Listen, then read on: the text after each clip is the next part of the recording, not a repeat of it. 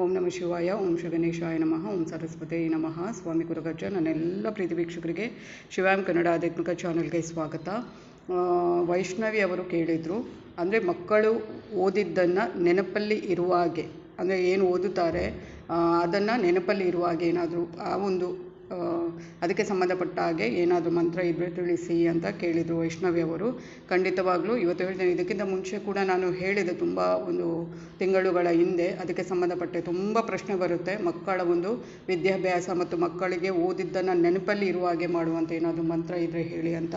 ಖಂಡಿತವಾಗ್ಲೂ ಇವತ್ತು ಒಂದು ಸರಸ್ವತಿ ಮಂತ್ರ ಮತ್ತು ಗಣಪತಿಯ ಮಂತ್ರವನ್ನು ಹೇಳ್ತೇನೆ.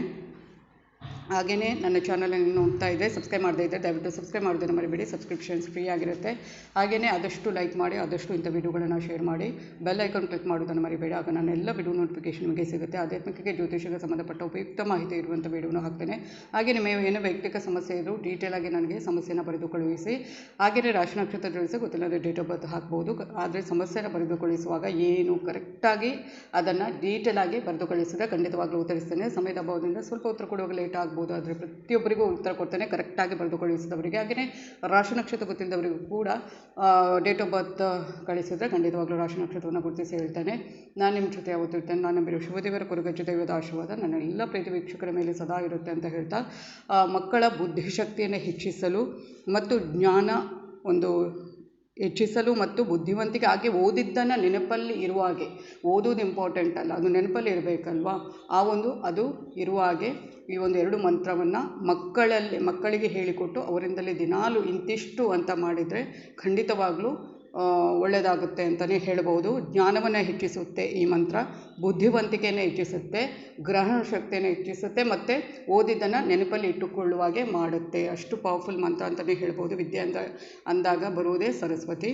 ಹಾಗೆಯೇ ಗಣಪತಿ ದೇವರು ಕೂಡ, ಗಣಪತಿ ದೇವರ ಈ ಮಂತ್ರ ಕೂಡ ಅದಕ್ಕೆ ತುಂಬಾ ಪರಿಣಾಮಕಾರಿ ಉಪಯುಕ್ತವಾದಂಥ ಮಂತ್ರ ಅಂತಲೇ ಹೇಳ್ಬೋದು. 2 ಮಂತ್ರಗಳನ್ನು ಎಷ್ಟು ಸಾರಿ ಆಗುತ್ತೋ ಆ ಮಕ್ಕಳ ಹತ್ರ ಹೇಳಿಸಿದರೆ ಖಂಡಿತವಾಗಲೂ ಒಳ್ಳೆಯದಾಗುತ್ತೆ.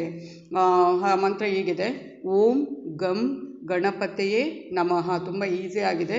ಓಂ ಗಂ ಗಣಪತಿಯೇ ನಮಃ ಒಂದು ಮಂತ್ರ. ಇನ್ನೊಂದು ಸರಸ್ವತಿ ಮಂತ್ರ, ಓಂ ಮಹಾ ಸರಸ್ವತೇ ನಮಃ. ಓಂ ಮಹಾ ಸರಸ್ವತಿ ನಮಃ. ಡಿಸ್ಕ್ರಿಪ್ಷನ್ ಬಾಕ್ಸಲ್ಲಿ ಹಾಕ್ತಾನೆ 2 ಮಂತ್ರಗಳನ್ನು. ಇದನ್ನು ಒಂದು 108 ಬಾರಿ ಅಥವಾ 21 ಬಾರಿ 2 ಮಂತ್ರಗಳನ್ನು ಮಕ್ಕಳಿಂದ ಪಠಿಸಿದರೆ ಒಳ್ಳೆಯದು. ತುಂಬ ನನಗೆ ಪ್ರಶ್ನೆ ಬರ್ತಾಯಿತ್ತು. ಈಗಾಗಲೇ ನಾನು ಈಗಾಗಲೇ ಹಾಕಿದ್ದೆ ಒಂದು ವಿಡಿಯೋವನ್ನು.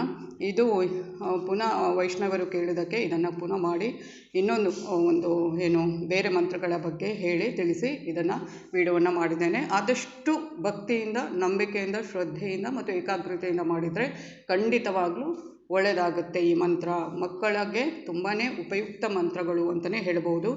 ಹಾಗೆಯೇ ಯಾವುದೇ ಒಂದು ಮಂತ್ರಗಳನ್ನು ಮಾಡಿದಾಗಲೂ ನಮಗೆ ಮೊದಲು ನಂಬಿಕೆ ಇದ್ದರೆ ಮಾತ್ರ, ಸುಮ್ಮನೆ ಮಾಡಿದರೆ ಅದರಿಂದ ಏನೂ ಪ್ರಯೋಜನ ಇರುವುದಿಲ್ಲ. ನೀವು ನಿಮ್ಮ ಮಕ್ಕಳಿಗೆ ಇದನ್ನು ತಿಳಿಸ್ಕೊಡಿ, ಆಮೇಲೆ ಅವರಾಗೆ ಅದನ್ನು ಮಾಡಲಿಕ್ಕೆ ಶುರು ಮಾಡ್ತಾರೆ. ತುಂಬ ಸುಲಭವಾದಂಥ ಮಂತ್ರ ಅಂತಲೇ ಹೇಳ್ಬೋದು ಇದನ್ನು.